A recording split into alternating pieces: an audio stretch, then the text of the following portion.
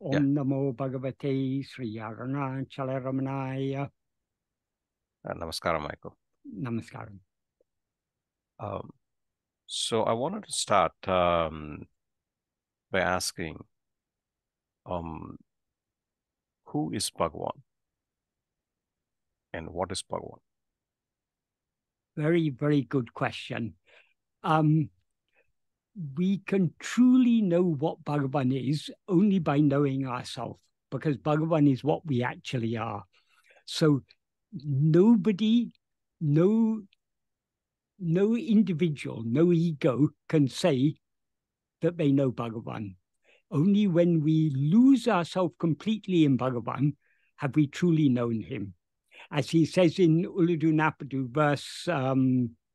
verse 21, if I remember correctly, he ends by saying, Unadal Khan, becoming food is seeing. That is only when he swallows us entirely have we truly seen him, truly known what he is. So whatever we say about Bhagavan, we are only talking from the perspective of our mind, and our mind can never grasp Bhagavan. This is why if we read biographies of Bhagavan, we see so many stories, but all the stories about Bhagavan, we have to understand that those stories are about how devotees saw Bhagavan rather than about how Bhagavan actually was. And this was very, very clear to me when I first came to Tiruvannamalai. That was in the mid-70s, 1976 I first came. In those days, there were still many old devotees who had lived with Bhagavan for 30, 40 years. And occasionally I would hear a story from one devotee, and I would mention it in some context while talking with another devotee, I would mention it. And they said, no, it wasn't like that. I was there at the time. It was like this. There were two people who were both present at the same time when the same incident occurred, but they each saw it completely differently. So we all see Bhagavan through the filter of our own mind. So the only one who knows Bhagavan is Bhagavan himself. And if we aspire to know Bhagavan, we can do so only by losing ourselves in him.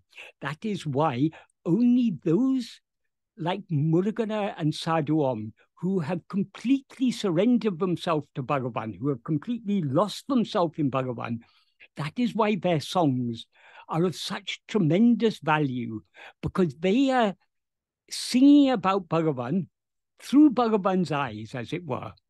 So those of us who, until we reach that point, but we are willing to give ourselves wholly to Bhagavan, we cannot say we have understood Bhagavan perfectly. Of course, we all understand Bhagavan to a certain extent, and we can't see beyond our own limitations. So how we see Bhagavan, we can't see Bhagavan as he sees himself, so long as we arise as ego and have these limitations. But there are certain things that Bhagavan revealed about himself that give us some inkling of what Bhagavan actually is. One of the first things to understand is what Bhagavan is not. To us, Bhagavan appears to be a person, a human being like us. He seemed to have a body and a mind and to be like us. But as Bhagavan said, the body and mind of the jnani exist only in the view of the ajnani. So though what was shining through that body and mind, that is Bhagavan, Bhagavan is in no way limited to that name and form. That is, he appeared in that name and form to give us these tremendously precious teachings to tell us to turn within. Because our attention is always going outwards, it was necessary for him to appear outwardly in human name and form to tell us to turn within. So why we love the name and form of Bhagavan so much? Because what was shining through that name and form is our own reality, what we actually are, Atma Swarupa.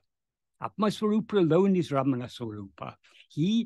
That is what we see shining through that body, that is our own reality. That's why we're all drawn to Bhagavan. That's why animals of all kinds were drawn to Bhagavan, because there's something about Bhagavan. We all recognize ourselves somehow in Bhagavan. We all recognize our own reality in Bhagavan. However imperfectly we recognize that, we recognize, and so we are drawn to Bhagavan. So the fact that Bhagavan is not human is very, very important to understand, because we can't begin to understand what he actually is until we give up the wrong idea that he is what he seemed to us to be. So Bhagavan is in no way limited to that human form. There is a beautiful verse in Guruvachaka Kavai. Guruvachaka Kavai is verses written by Murugānala, but recording what Bhagavan actually said. And this verse, Murugānala has expressed it very, very beautifully. That is verse 274 of Guruvachaka Kavai.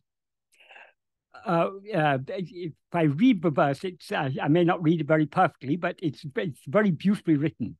Parakaya maha payanindra nindre narakara ma tondrum jnana guruve nirakaram endruuna nenjum ilada durachara papa durantara tame. What that means is, nenjum ilada means those who lack the heart, who lack the inner, it implies the inner clarity to know that Jnana Guru is nirakaran, he is without form, he is formless. The Jnana Guru, who appears as a human form, is formless. Though he appears as a human form, but all the time, parakaya maha payindra nindre. That is, he always remains, though he appears in human form, he always remains as that parakaya, that supreme space. That means the supreme space of jnana.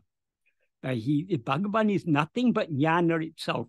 So he's always remaining at that supreme space of jnana, beyond all names and forms, even though he appears in a human name and form. So what Bhagavan says here, those who do not have the heart, or the nenjam means it literally means the heart or the mind, but it implies here, who do not have the clarity to see that though Guru appears in human name and form, though he seems to us to be a person, what he actually is, he's formless. He is the formless supreme space. So if we fail to understand that, if we don't have the clarity to understand that, what Bhagavan says is very, very strong. How he describes those who fail to understand that Guru is not a human being, not a person, even though he appears to be such. He says they are durachara papa durantaratame. That is, they are the champions in the durachara means the durachara, how to say it in English. We can say durachara means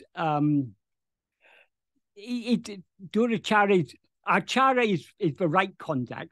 Durachara is the opposite of right conduct. So it means the Tamil lexicon describes duracharam as depravity, vicious life, evil ways. So Bhagavan, durachara means they're the most evil sinners. They're the champions among the evil sinners. So Bhagavan is emphasizing so strongly here that the Guru is not a human being. Though he appears in human form, he is not that human form. Why this is very important to understand, and this is not in any way saying anything disrespectful about the form of Bhagavan, because we all love the form of Bhagavan, but why we are drawn to that form of Bhagavan is what is shining through that form of Bhagavan is what he describes here as nirakara. Nirakara means one who is without form, and he describes him as parakaya maha, or payakaram aha payindrida nindre. He always remaining as that supreme space. The supreme space being the supreme space of jnana. So he's the ultimate reality, Bhagavan. That is, he's beyond all names and forms. He's beyond all the names and forms of God. He is the ultimate reality. He is Brahman. He is, words cannot describe.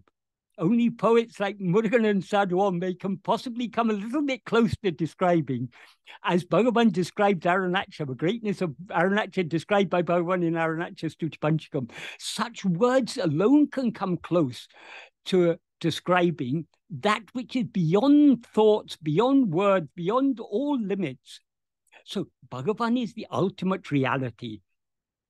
So we first need to understand that though Bhagavan appeared in this beloved form of Bhagavan Ramana, that he is so much more than that. He is not in any way, most of us who are alive now were not born till after Bhagavan had left his physical form.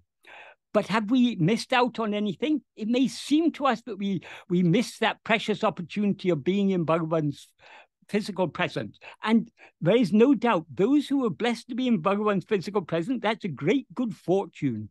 But that is not really being in the presence of Bhagavan. Being in the presence of Bhagavan, truly being in the presence of Bhagavan, is only turning our attention within. So we should never feel that we have missed out on anything, because Bhagavan is ever shining in our heart as our own being.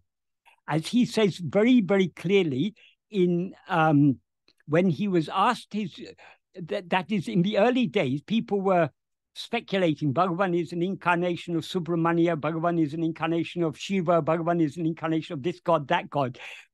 Bhagavan is beyond all these things, as he made clear when Amritanath Yatendra wrote a verse in Malayalam asking Bhagavan, I can't remember the exact meaning of the verse, but the gist of the verse, are you an incarnation of this God or that God or that God, basically?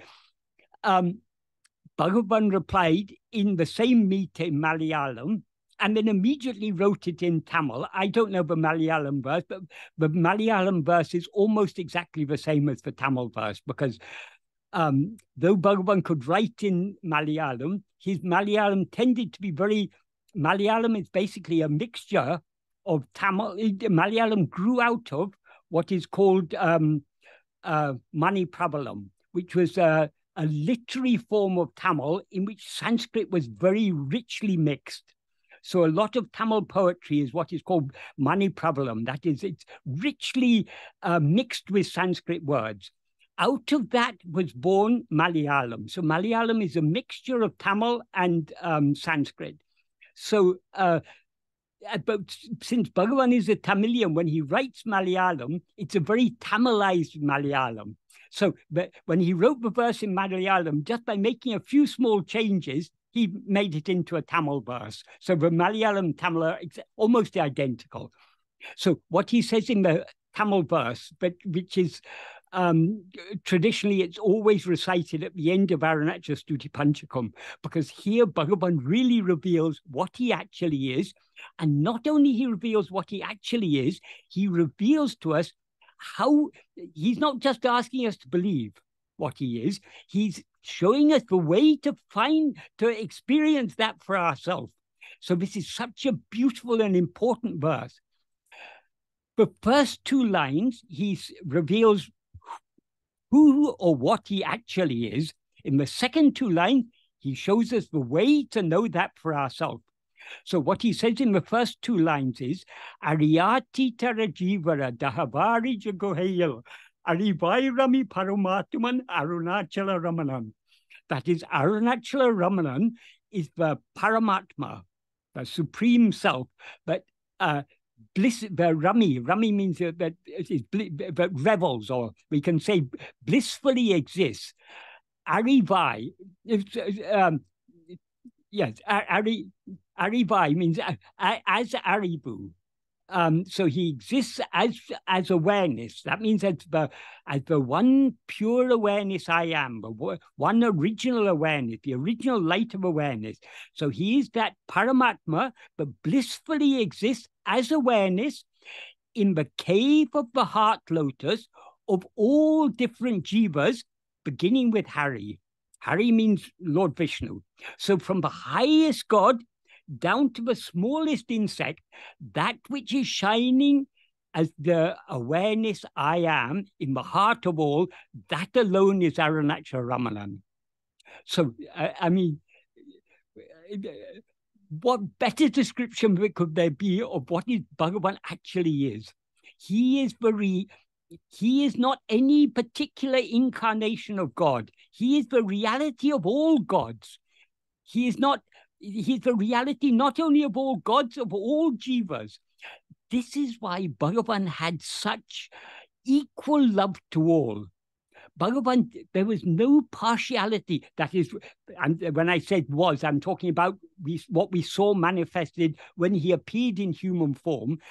It was clear he had equal love to all. He had equal love to human beings, to all sorts of animals, snakes, scorpions, hornets, also monkeys, dogs, cows. He had equal love for all. He had equal love for people. Not everyone who was around Bhagavan was good. There were all sorts of people, good people, bad people, all sorts of people there. His love was equal for all. Even for Paramāttuma, who was putting court cases against him, claiming that he was the rightful manager of ashram, Bhagavan was so kind and gracious. When Paramāttuma once came to Bhagavan, when Paramāttuma had failed in one of his court cases, and he came to Bhagavan and said, I will not leave you, I'll take you to the highest court in the land if necessary. This is all just about he thought he was the rightful manager of the ashram. So he was disgruntled. Why he wasn't the manager? Because when he was manager, he was bossing over people and people didn't like it, so they pushed him out. But he felt he was the rightful manager, and he had people who had their own reasons who supported him. So he was putting case against Bhagavan. So once when he failed in one of his cases, he came to Bhagavan and he said to Bhagavan, I will not leave you. I'll take you to the highest court in the land. Even if you are God as you claim to be, even if you put me in hell, I will not leave you. And Bhagavan said, even if you go to hell, I will not leave you. At the time that Bhagavan said that to Paramāttuma, because his mind was fully clouded with egotism, he couldn't understand the real significance of what a great blessing that was that Bhagavan said to him. But many years later, after Bhagavan had left the body, all the followers, all the people who were supporting Paramāttuma, they lost interest in supporting him. He became old, and he was a lonely old man, and he was in his old age. He was not in good health. One day in the late 1950s, he came to the ashram dispensary. In those days, Dr. Shivarao was the doctor, and Dr. Shivarao had trained Sadhuam as his compounder to dispense the medicines. So Sadhuam was there when Paramāttuma came to Dr. Shivarao to get some medicines for whatever ailments he was suffering from. At that time, Paramāttuma said to Sadhuam, in those days, when I was so deluded, I said to Bhagavan, even if you put me in hell, I will not leave you. Bhagavan replied to me, but even if I go to hell, he will not leave me. At that time, I failed to understand what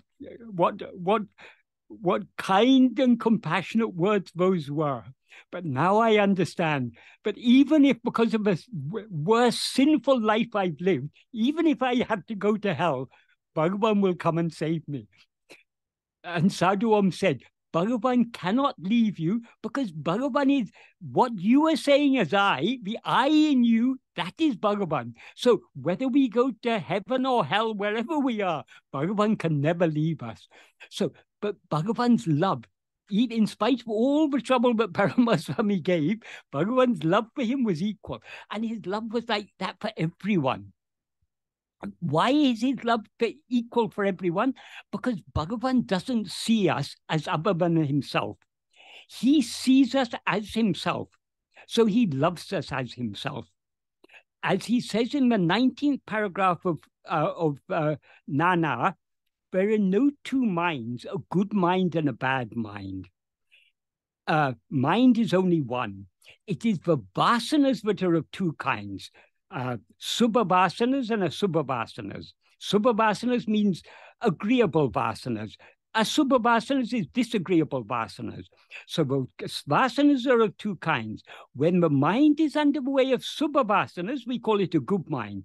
When it's under the sway of asubha vasanas, we call it a bad mind. So Bhagavan was seen beyond the vasanas to the reality that lies beyond, lies even beyond ego, what we all actually are, which is himself. So Bhagavan loves us all as himself. So what he says in the first two lines of this verse enables us to understand how Bhagavan's love was equal to all, or whatever form, whether the jivas were in the form of hornets that stung his leg, or in the form of snakes or scorpions that crawled over his body, or in the form of the monkeys or the dogs or the cows or the squirrels or all the other animals that surrounded Bhagavan, his love was equal to all. And likewise, his love was equal to all human beings. So in the first two lines of this verse, he reveals what he actually is. He is that awareness that is shining in the heart of each one of us as I. He is our own self. He is Atma Swarupa. He is what we actually are, the real nature of ourself. So how can we know this? Bhagavan doesn't ask us to believe anything. He shows us the way to experience this for ourselves. So most importantly, in the second two lines of this, last two lines of this verse, the second half, he reveals to us the way for us to experience this for ourselves. What he says in the second two lines are, parivāluļam uruha nala paraṇārndiḍu guhaiyārn ariyādiyi tiṟavānijam ariyāyadu veḷiyām. What that means is, parival means with love or by love, ulam uruha, the heart melting with love, the heart melting by love, nal paraṇārndiḍu guhaiyārn, reaching the cave where that supreme where that sublime supreme dwells. Arunachalaramanan is dwelling in the heart of each one of us. So with heart melting with love, if we turn within and reach that cave, ariyādiyi tiṟavā, the eye of awareness will be opened. That is, we will know ourselves as we actually are. Nijam ariyādiyi, you will know Nijam. Nijam means your real nature, what we actually are, or the real nature of Bhagavan, which is the real nature of ourselves. We will know that real nature. Adu veḷiyām, it will literally, adu veḷiyām literally means it will come out. That means it will reveal itself. So Bhagavan is what is ever shining in the heart of each one of us as our own very existence. In order for us to know that, all we need to do is, with heart melting with love, we need to turn within and subside back into the heart and reach the cave where he's always dwelling. Then the eye of awareness will open. We will know the truth, and because it will reveal itself. So from this verse, I mean, there's so many other indications we have, but from this verse alone, we are clearly shown by Bhagavan what he actually is. He is not the human form in which he appeared. His appearing in that human form is extremely significant, because if he didn't appear in that human form, our minds will continue going outwards. Because he's appeared in that human form and told us But where he really exists is in the heart of each and every one of us. And that to know him, we need, with a heart melting with love, we need to go back within. So he's shown us the way to know him as he actually is. When we know him as he actually is, we will, well, even before we are, that is the ultimate goal, is to know him as he actually is, because knowing him is knowing ourselves, because he is ourself. So all Bhagavan's teachings are what? Who am I? If we know what we actually are, then only will we know who is Arunachalaramanan. And it's also significant here, Bhagavan refers to himself as Arunachalaramanan, because Arunachala and Ramana are one and the same. That is, Arunachala is Bhagavan in the form of a hill. Bhagavan is Arunachala in human form. But the reality behind those two forms, what is shining through those two forms, the reality shining through those two forms is one and the same. That is Ariyadiyi paramāttuma, that paramatma, or Brahman, but exists blissfully exists as awareness in the heart of each and every one of us. So that which is shining in our heart as that is Bhagavan. Michael, recently I came across a classification of the term rishi, sage. Yes. So there were, some had 3 terms, some had more than that, like around 6 or 7. But in all, Maharishi, the term Maharishi was not at the top. It was either in the middle or the second to the highest. Mm-hmm. And the highest was Brahmarishi. Brahmarishi, yes. Yeah. So, and then I wondered, because of this, because we believe that Bhagavan Ramana is Mahavatara Purusha, fully established in pure awareness, jnana, even that is not correct. To say he's fully established he is jnana itself, he's jnana swarupa. Right. So I was wondering, what is the best way to address our guru? The term that appeals to me most, and I think to most devotees most, is Bhagavan. Maharishi, as you say, it's not the highest, but the highest of all the rishi. Well, there are various classifications of rishis. There are Deva rishis and Raja rishis and various classifications, and the order in which they come varies, but always the highest of the rishis is the Brahma rishi. The Brahma rishi is one who has attained Brahma Sakshatkara, who has known Brahman and therefore is Brahman. So the term Maharishi is not, though it means great rishi, it's not necessarily a particularly lofty title. But more than, I mean, there are different classifications of these things. Maharishi is never at the top, as you say. Brahma Rishi is in any classification. I think everyone agrees Brahma Rishi is the highest. But all these issues aside, it seems to me Maharishi is a rather cold title. It's not the title of Rishi is not a title that inspires devotion. Any type of Rishi, the mere fact of being a Rishi doesn't necessarily inspire devotion. And so Maharishi is not it's not a devotional name, whereas Bhagavan means God. Bhagavan and Bhakta, the God and devotee. So for devotees, Bhagavan is a much more, it's a much warmer, a much more affectionate. Somehow Maharishi sounds rather distant, whereas Bhagavan is ever near, ever intimate, ever in our heart. So, of course, this is purely subjective, but I'm sure many devotees of Bhagavan will agree with me. But referring to Bhagavan as Bhagavan is much more appealing than referring to him as Maharishi. We don't think of Maharishi residing in the heart, but Bhagavan is always in the heart. As I say, Bhagavan means God. It is a title that in the past was used for only the very highest, Bhagavan Buddha, Bhagavan Krishna. Historically, they are the two main historical, or whether you call it history or mythology, whatever it is, they're the two main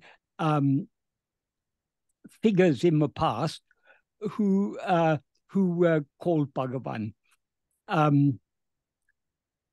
Nowadays, all these things, any Tom, Dick, and Harry can call themselves Bhagavan, but that is beside the point. But for devotees, Bhagavan is a very it's a very affectionate way of referring to him. It's very intimate. We can feel far more intimate with Bhagavan than we can with Maharishi. Maharishi somehow seems rather cold and distant, whereas Bhagavan is very, very close and intimate. Bhagavan is that which is always shining in our heart as eye. And even to say, as you said earlier, Bhagavan is established in jnana, even that is not true. Bhagavan is jnana itself. Bhagavan is Brahman. Bhagavan isn't just hasn't just realized Brahman. Bhagavan is Brahman itself. Bhagavan is Arunachala Shiva appearing in human form. So there's nothing higher than Bhagavan. I mean, he is the ultimate reality. Ramana Swarupa is Atma Swarupa. That is the real, what Swarupa means, the real nature. What he actually is, what Bhagavan actually is our own, is what we actually are, our own real nature. So to call him anything less than Bhagavan, for me at least, is not so appealing. I mean, I've nothing against referring to him as Maharishi. In certain songs, even Sadhuam or Murugānala may have used this title, but much less frequently than Bhagavan. And sometimes it's for poetic reasons. For example, in a song that Sadhuam sang on, he composed a song on Bhagavan on the tune of the Indian national anthem. Jaya Jaya Arunachala Shiva Ramana, Jaya Jaya Sadguru Deva. In one place there, he refers to him as Maharishi Ramana, that he addresses him, Maharishi Ramana Vande, Mahatma Ramana Vande. But it's generally, I mean, when speaking with fellow devotees, Sadhuam or Murugānala would always refer to Bhagavan as Bhagavan. I never met Murugānala, but I can say Sadhuam, I never heard him in conversation refer to Bhagavan as anything other than Bhagavan. And I'm sure the same is the case with Murugānala. So for devotees, for bhaktas, Bhagavan is what naturally appeals to us most. At least speaking for myself, I can say that, and I'm sure the majority of Bhagavan's devotees would agree with me. Right, and also Maharishi is not entirely accurate. Yes. You could use it, but strictly speaking, it's not accurate. Yeah, I mean, rishis are human beings or gods. They're still somehow individuals. Bhagavan is beyond all individuality. Bhagavan is the eternal Bhagavan is Ulladu. He is that which is. He is Satyam Jnanam Anantam. He is a reality. He is Jnana, pure awareness, and he is Ananta. He is infinite. So any title other than any title less than Bhagavan somehow doesn't seem to be appealing. But of course, I'm speaking subjectively. There's no objective, even, I mean, if both Bhagavan and Maharishi, both are titles. Bhagavan's name, if he is to have a name at all, is Ramana. But even that name Bhagavan didn't acknowledge. When he was asked why he never signed his name, he said, by what name am I to sign myself? People have called me this, and they called me Brahmana Swami, they called me this and that. But Bhagavan didn't identify with any name or form. He's beyond all names and forms. He's the ultimate reality. He's our own real nature. He's Atma Swarupa. Right. And he made that so clear in that song, when he was asked whether he's an incarnation of this God or that God, his reply was, ariyādiyi tarajīvara dahavārija guhaiyil, laṟivāyrami paramāttuma Arunachalaramanan. Arunachalaramanan is a paramatma who exists blissfully as awareness in the cave of the heart lotus of all different jivas, beginning with Hari. So from the highest God to the lowest insect, or even lower than insect. I mean, any sentient, in the heart of every sentient being, Bhagavan is that which is shiny as awareness. You know, but that fundamental awareness, I am, that is Bhagavan. So he is that if the Upanishads describe Brahman as Satyam Jnanam Anantam, that is a beautiful description for Bhagavan. Satyam means existence, what actually exists, Ulladu. Jnanam means awareness in the sense of pure awareness. And Anantam means without limit, without end, without any infinite. And that is what Bhagavan is. Right.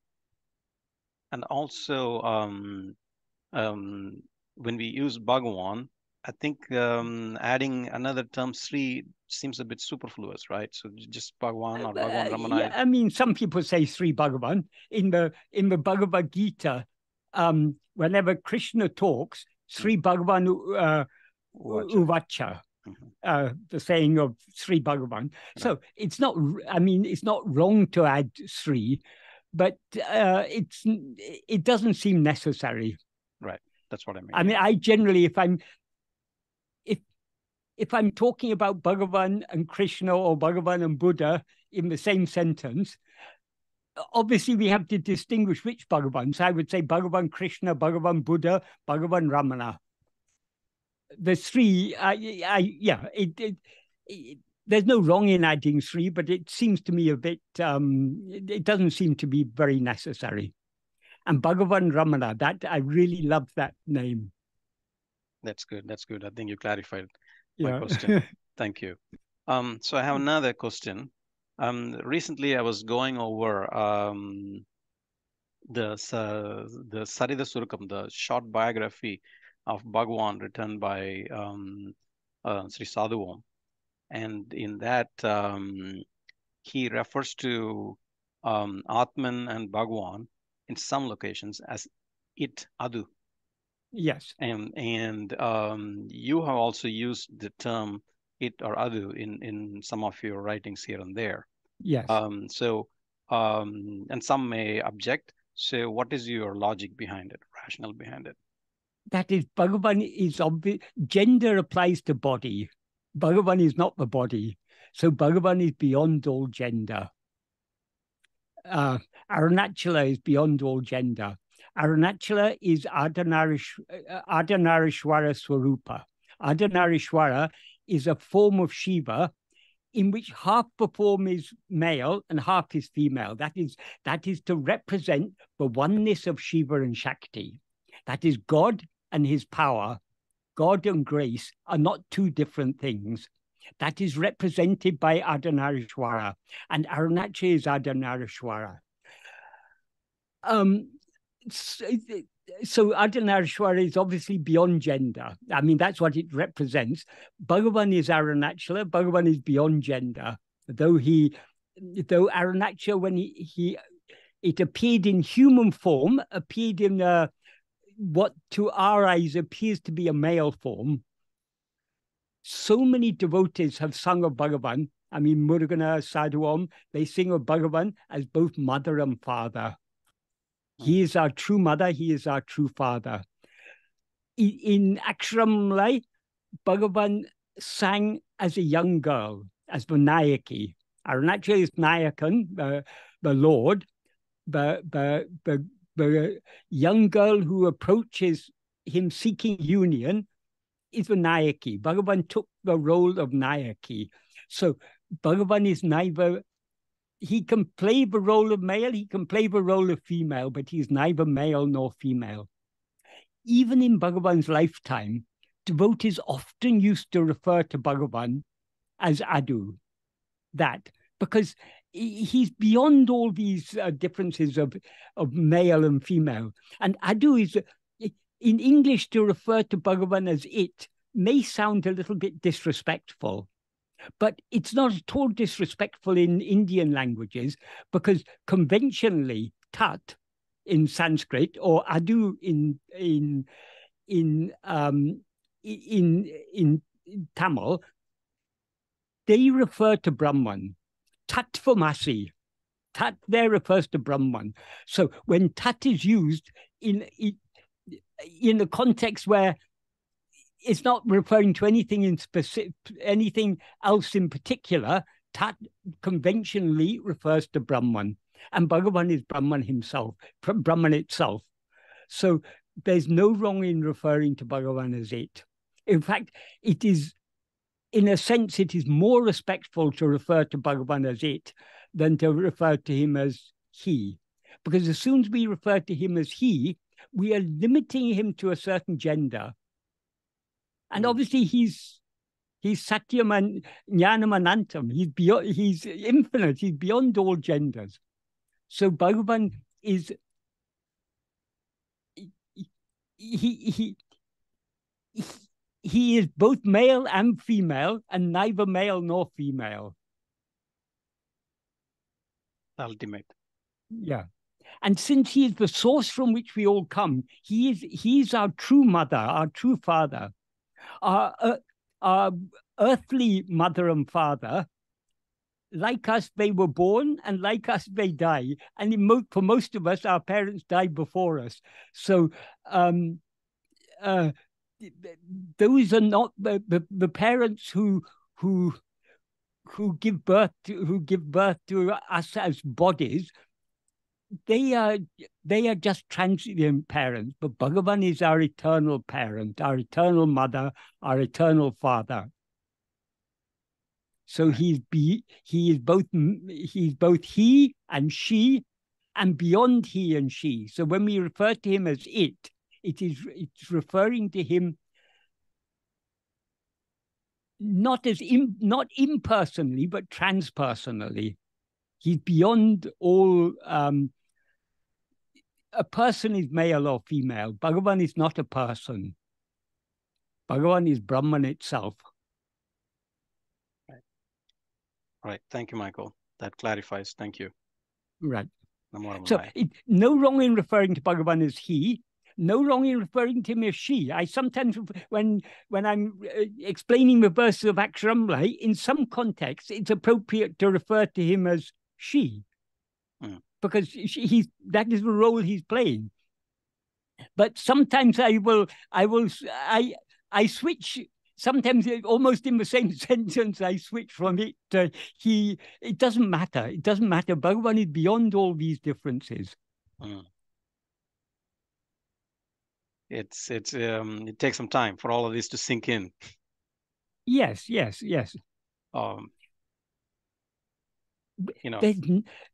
Bhagavan cannot be defined. Bhagavan cannot be limited in any way. Though he appeared in human form, he is not human. Though he appeared as a person, he is not a person. Right. It is not a person. Right. It is it. It is that Brahman. Nothing but Brahman itself. Right. Thank you, Michael. You're making it sink more and more. Another thing in this context, one thing that I think many people fail to understand is what Bhagavan has taught us about the nature of Guru is actually something very unique and very revolutionary. Traditionally, a Guru is a person. This is why in most sampradayas, that is in most traditions within Hinduism, you have a Guru parampara. When one Guru dies, before dying, the Guru will appoint a successor. Or if the Guru hasn't appointed a successor, then the devotees will agree upon a successor. And occasionally in history, there have been disputes as to who is the rightful successor of the previous Guru. But there is this idea of a succession of Gurus. Bhagavan never nominated a successor. Why is that? Because what he taught us about Guru is something far deeper than the conventional understanding of what is Guru. Guru is not a person. As Bhagavan says in the first sentence of the 12th paragraph of Nana, Kadavalam Guruvum Unmail Verala. That means God and Guru are in truth not other. And the word he uses there for God is a very beautiful Tamil word, Kadaval. Kadavul means Kadanda Ullavan or Kadanda Ulladu, he who exists transcending, or what exists transcending. So Bhagavan is beyond, he transcends everything. So God and Guru, God in his transcendental nature and Guru are one and the same. So I know nowadays every Tom, Dick, and Harry who wants to be a Guru claims I am God, but that's not what Bhagavan is talking about there. Bhagavan is saying that there is no Guru other than God. God alone is Guru. So the true Guru is not a person. So Bhagavan is not a person. Though he appeared in human form, he is not a person. There's a verse in Guru Vachaka Kavai. Wait a second, I'll see if I can find it because it's such an important verse. Those who do not understand that the Jnana Guru is the formless supreme space, though he appears in human form, are the chief among all the vilest sinners and criminals. So though Bhagavan appears in human form, he is not human. He is the infinite space of Jnana. So to consider Bhagavan a person is to fail to understand what he actually is. And Bhagavan says it very strongly. They're the chief among the vilest sinners and criminals. So Bhagavan is really deploring the fact of those who take Guru to be a person. So since Bhagavan is not a person, supposing Bhagavan had appointed a successor, that is taking Guru to be a person. But when Bhagavan was about to leave the body, when the devotees were weeping, praying to Bhagavan, "Oh, Bhagavan, don't leave us." Bhagavan said, where can I go? How can I leave you? I am always here. That we can interpret in different ways. Many people interpret it to mean Bhagavan is always present in Ramanashram. That is true. But what is Ramanashram? In one verse in Ramana Sanadi Murai, Murugānala says the whole universe is Ramanashram. Because Bhagavan is omnipresent, He's present in. That's the meaning of. I think that if I'm correct, if I remember correctly, that's the meaning of the Sanskrit word vibhu. Vibhu is a term meaning God. God is the omnipresent. So Bhagavan is vibhu. He is omnipresent. There's not a place where he is not. And where is he most clearly and obviously existing and shining? In our own heart as our own being, I am. So what Bhagavan taught us about, Bhagavan also often used to say, just like he said in that first sentence of the 12th paragraph of Nana, God and Guru are in truth not different. He also often used to say, God, Guru, and Atman are one and the same. What he means there by Atman is Atma Swarupa. That is our self as we actually are. So Bhagavan is our very own self. He's not something other than ourself. So people used to, many people believe a living guru is necessary. So sometimes if people ask Sadhuam, is a living guru necessary? Sadhuam said, yes, absolutely. Living guru is absolutely essential. But if what you mean by a living guru is a living body, then your living guru will one day become a dead guru. Such a guru is of no use. We need an eternally living guru. The eternally living guru is Bhagavan, because he is eternally shining, living in our heart as ourself, as our own real nature, as I am. Very good. Thank you, That is why any true devotee of no true devotee of Bhagavan will ever accept the role of guru. There are some who claim to be followers of Bhagavan, but at the same time pose as guru. They are not true followers of Bhagavan. The true followers of Bhagavan, murugānala sadhuam, who were perfectly qualified to be guru, would never accept the role of guru, because they said, Bhagavan is the guru of all of us. No other guru is necessary.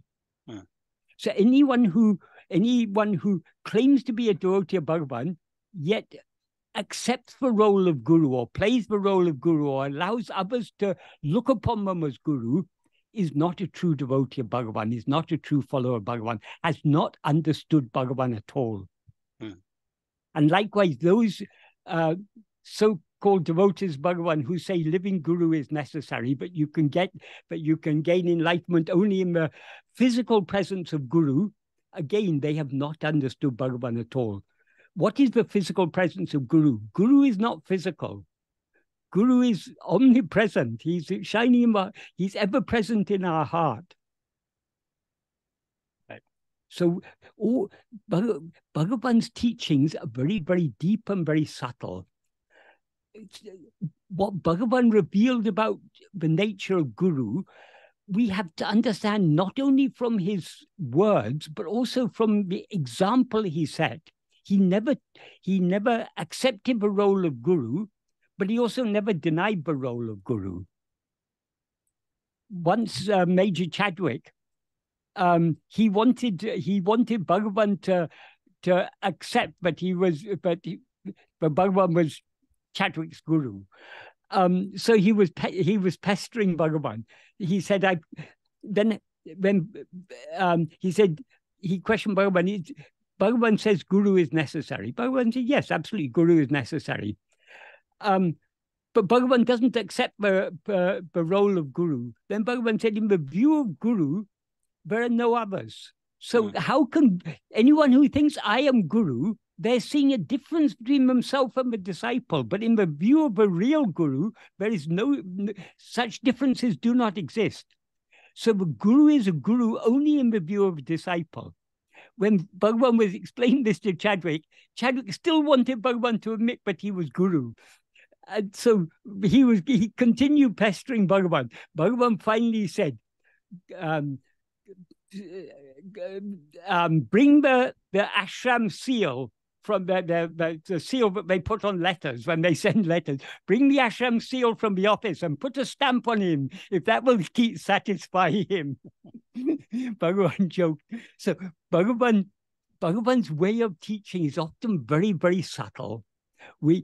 though Bhagavan never said, I am Guru, though Bhagavan never accepted the role of Guru, anyone who had any real understanding of Bhagavan understood he is Guru, and also understood why he never said, I am Guru. Because if he says, I am Guru, then that means he's not Guru. Because then as soon as he accepts that he is Guru, then he's accepting that he's seeing a difference between himself and others. But in his view, there is no difference between himself and others. He sees us as himself. He loves us as himself. So he alone is the real Guru. The real Guru is the one in whose view there is neither Guru nor disciple. Right. So many, many very subtle and deep truths Bhagavan has revealed. But they're not all, where is Bhagavan said that? If someone asks, we can't pin Bhagavan down often. But there are many things we have to understand, we have to infer from what Bhagavan says, from how Bhagavan lived his life, from the example he set. We have to infer many things. So it is very, very clear what Bhagavan has revealed about the nature of Guru is far deeper than any former concept that people had of gurus. Yes, in there are certain texts in which is said, Guru is Brahma, Guru is Vishnu, Guru is Shiva, everything is Guru. But though it is said like that, they still have a Guru parampara. Though they believe the Guru is Brahma, Vishnu, and Shiva, they still think a Guru parampara is necessary. That shows it's not really, that truth hasn't really sunk in. But Bhagavan really emphasized that in his own very subtle way. Yeah. So though Bhagavan's teachings are very simple, we shouldn't be fooled by the simplicity of Bhagavan's teachings. Yes, his teachings are extremely simple, but at the same time, they're extremely deep and extremely subtle. So nobody can say, I have understood Bhagavan, or Bhagavan's teachings. There's always more for us to understand. As we go deeper and deeper in following the path that he showed us, we see deeper and deeper layers of meaning and implication in his teachings. Before we understand his teachings fully, we will be swallowed by him. When we are swallowed by him, then only, when we have lost ourselves completely in him, when he alone remains, then only can it be said that we've truly understood his teachings. Right. Because ultimately, the teachings in words are not his real teachings, but he gave us teachings in words in order to point us back within. But his real teachings are what is ever shining in our heart as the silence of our own being. So silence alone are the real teachings of Bhagavan. That is not to underrate the value of his oral teaching, his teachings in words, both written word and spoken word. We are not underrating that, but those words derive their power from the silence that is the real nature of Bhagavan. So only when we lose ourselves completely in that silence, in the silence of pure being, which is Bhagavan, have we really understood Bhagavan. Right. Well, thank you, Michael. That clarifies in depth, our questions. It clarifies as far as words can clarify, but words, of course, have their limitation. If we want real clarification, we have to seek it in our own heart. Right. The clarity that we are all seeking. Bhagavan says in verse 3 of Arunachala Navamani, he used a beautiful term.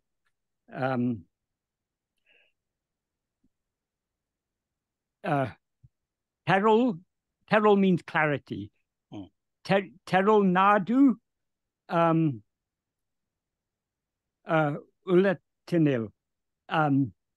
in the heart of those who are seeking clarity. So we come to Bhagavan seeking clarity. That clarity is Bhagavan himself, and that clarity we can find only in our own heart. A certain amount of clarity we can gain from his words, but the real clarity comes from what his words are pointing at, which is back. His words are always pointing us back within to where the real clarity lies. Thank you, Michael. Right. Namo Ramana. Namo Ramana.